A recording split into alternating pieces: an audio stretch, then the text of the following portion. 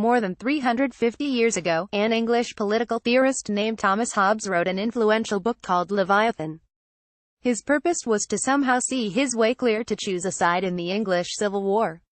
He sought to establish, scientifically, which side was right, either the king's supporters or Olivier Cromwell's Protestant Roundheads. It is not fundamentally important which side Hobbes supported, since Leviathan provided arguments and political cover for both sides to advance and promote their cause. What was legendary was the reasoning Hobbes used to link human psychology and behavior to political institutions and life.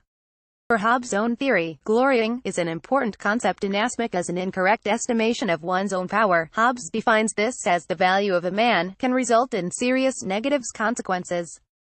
If, as Hobbes believes, we can live in a state of nature, which is defined as the war of all against all, clearly miscalculating one's own value can have deadly consequences. Although no one, and especially me, believes that we are living in any kind of a pure Hobbesian state of nature, it does seem to be apparent that Hobbes was right about glorying as it applies to our present array of political leaders. Here is Hobbes' definition of glorying, and vainglory. Joy arising from imagination of a man's own power and ability is that exaltation of the mind which is called glorying, which, if grounded upon the experience of his own former actions, is the same with confidence, but if grounded on the flattery of others, or only supposed by himself for delight in the consequences of is called vainglory. Leviathan, of the Passions, Chapter 6, Hobbes wants to assert that imagining and calculating one's own power continues to be a very subjective process. Let's take U.S. President Donald Trump, who Hobbes may well argue dips his sword much more often in vainglory. That is a tragic miscalculation of his power based on the flattery of others. Or, is his vainglory nothing more than an example of his delight in the consequences of his fertile imagination about his own power? Probably American porn star Stormy Daniels would have a more accurate account for Hobbes to reflect on. If you believe Stormy's detailed interview with 60 Minutes regarding the Trump encounter, she called him out on his glorying in the first 5 minutes, questioning whether this line actually convinces women to sleep with him. Then, upon leaving the washroom, Stormy observes the crestfallen Donald perched like a wounded bird on the side of the hotel bed, wondering why the glorying technique was not working this time. There would be little vainglorying on that night. Or would it be the recent steel and aluminum tariffs imposed on U.S. allies Canada, Mexico and the European Union, under the auspices of a bizarre and obscure act of Congress dealing with threats to national security, that would qualify as glorying? For the moment, given the swift retaliation of the allies, it looks to be more vainglorying, and the tariffs will hurt the U.S. economy as much as any of the others. Meanwhile, the aging U.S. trade protectionist Wilbur Ross is currently visiting China, and one wonders how many naps he will require to bolster his waking moments as the savvy Chinese trade negotiators look on bemused and befuddled. Confusing glorying and vainglorying is a most noxious state of affairs, and one that is apparently the private domain of Donald Trump. Lest we forget Hobbes' warning that this confusion can be deadly.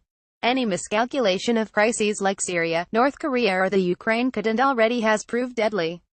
Donald Trump has refocused political science back to politics and psychology.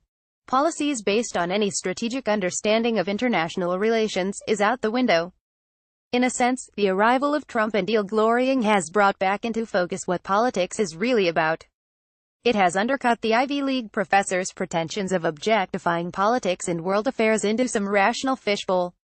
Everything from trade deficits to immigration statistics to gun control and the responsibility for the carnage in American schools, all facts are buried or reinterpreted to the advantage of glorying. Political nihilism at the highest level has replaced international goodwill and cooperation required to tackle real problems like world poverty, climate change and authoritarian regimes like Bashar al-Assad, Syria and others of a similar ilk. The Korea summit, the non-summit, is a prime example of this. On again, off again, the secret is to know that the glorying on both sides simply invalidates the summit, its historical significance and any objective results. It is simply glorying, two intrepid leaders infatuated with their own importance and imposing their puerile thoughts on an unwitting population to the great delight of the Fifth Estate, always on the hunt for potentially sensational events, many of which end in a whimper. So, awaken Plato, Rousseau and Hobbes. The arrival of Donald Trump on the world stage has ensured that your works of political philosophy will continue to be read and revered. For what is politics, but the act of glorying and vainglorying, replete with all the errors that human beings make every day? And especially one who has proved himself morally unfit for the high office of President of the United States, in the words of ex-FBI Director James Comey. That the leader of the so-called free world is one of these erstwhile glory gluttons should not surprise us in the least. Surrounded by an army of dubious and noisy sycophants and family brethren in the White House, there appears to be an orgy of vainglorying. Human, all too human, as Nietzsche would have wisely reflected. Drive. Bruce Mabley is a former Canadian diplomat having served in the Middle East, and is the director of the Mackenzie Papineau think tank in Montreal.